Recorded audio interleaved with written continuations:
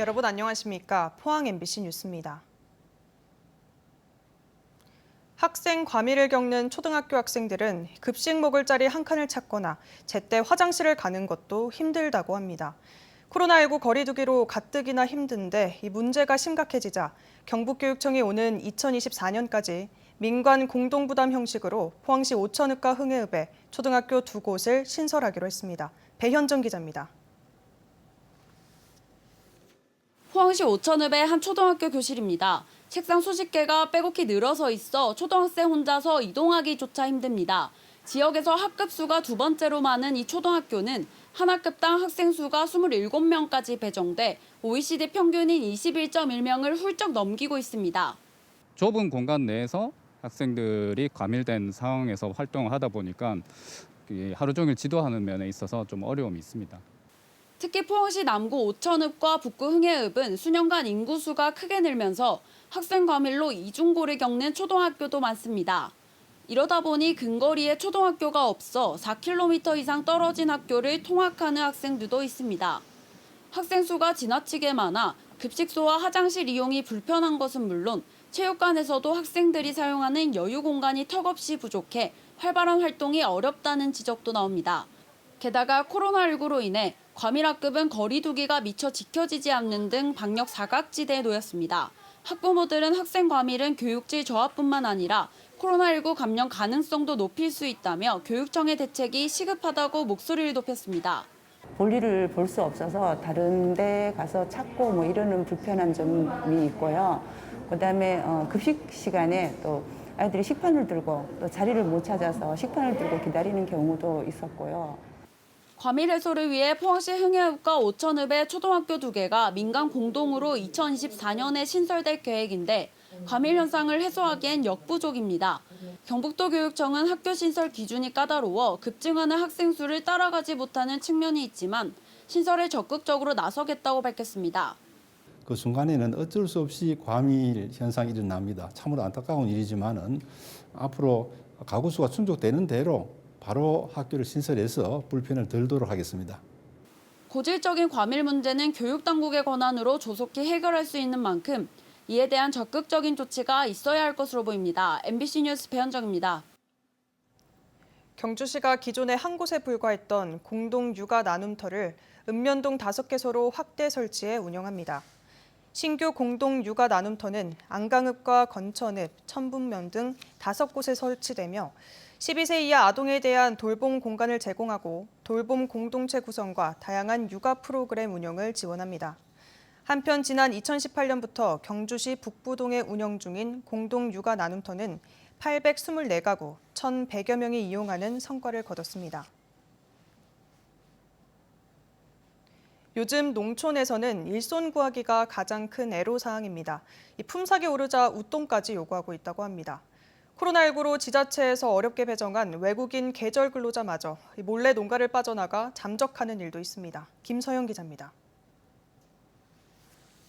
영양군의 한 농가, 밭에 배추 모종을 옮겨 심고 있는 일꾼들의 손이 분주합니다.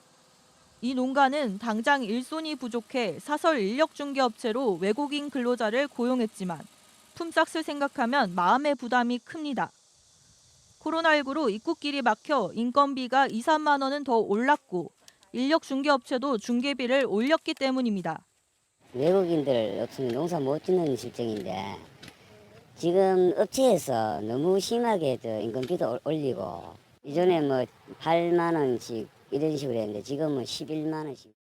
농촌 인력난을 덜기 위해 지난 6월 영양군이 우즈베키스탄에서 계절 근로자 112명을 어렵게 들여왔지만 충분하지는 않습니다. 수비면에 이 농가는 우즈베키스탄 근로자 4명을 배정받았는데 7,000평의 고추밭을 수확하기에는 역부족입니다. 7, 8명 정도의 근로자들이 필요로 한데 지금 현재 상황에서는 4명뿐이 없어서 고추가 빨갛게 익어 수확철이 다가왔지만 농가에서는 일할 사람이 부족해 제때 수확할 수 있을지도 걱정입니다. 우즈베키스탄 근로자가 농가를 빠져나가 잠적하는 경우도 발생했습니다. 무단 이탈자는 10일 기준으로 모두 10명. 안 그래도 사람 한 명 한 명이 귀한데 갑자기 이탈자가 생긴 농가는 타격이 큽니다.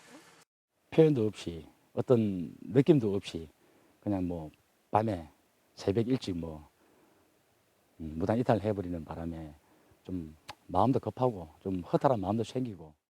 무단 이탈자들이 기간 내 귀국하지 않고 불법 체류하면 법무부에 내년 사업에서 한 농가당 받을 수 있는 인력이 축소되는 페널티를 받을 수도 있습니다. 이탈자에 돼가지고 출입국 관리 사무소에다가 신고를 해놓은 상태고 우즈베키스탄 계절글자 벽길 2명과 내국인 인력을 최대한 활용을 하고 그리고 이제 법무부에서 주관하는 이제 한시적 계절 근로자를 최대한 도입해서 농가 일손 부족에 도움을 주려고 합니다. 하반기도 코로나19 확산으로 지자체 차원의 외국인 계절 근로자의 입국은 모두 취소된 데다 사설 인력업체가 요구하는 품삯은 고공행진. 불안정한 인력 수급 때문에 뿌린 대로 거둘 수도 없는 농민들의 마음은 새까맣게 타들어가고 있습니다. MBC 뉴스 김서연입니다. 지난달 경북의 취업자 수가 1년 전에 비해 소폭 감소했습니다. 통계청에 따르면 지난달 경북의 취업자 수는 143만 8천 명으로 지난해 같은 달에 비해 7천여 명 줄었습니다. 산업별로는 개인 및 공공서비스업과 전기, 통신, 금융업은 증가한 반면 코로나19의 영향을 받은 도소매, 숙박, 음식업과 제조업, 건설업은 감소했습니다. 구미시가 해평취수원을 대구와 함께 사용하도록 한 환경부의 결정을 수용한다고 공식적으로 처음 밝혔습니다. 대구시는 구미의 현안을 적극 지원하겠다고 약속했습니다. 오랫동안 갈등을 겪은 대구 취수원 문제가 조만간 일단락될 것으로 보입니다. 조재한 기자입니다.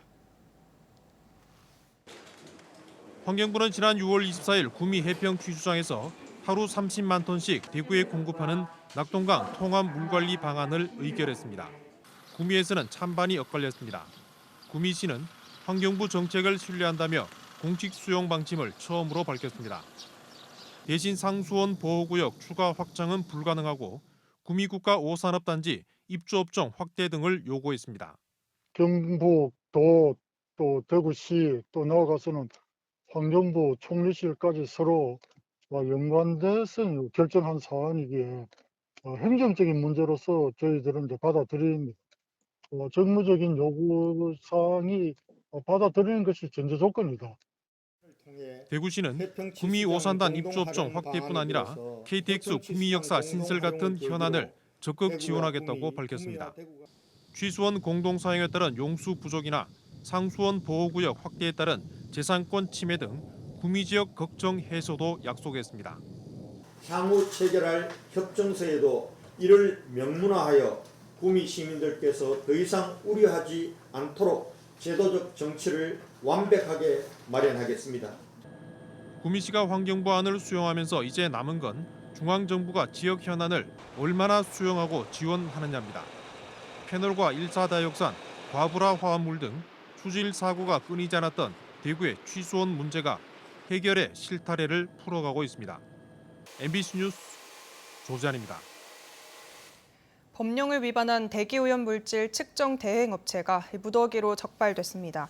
대구지방환경청은 상반기 대구 경북권 대기오염 측정 대행 업체를 점검한 결과 5개 업체가 관련 법령을 위반한 것으로 확인됐다고 밝혔습니다.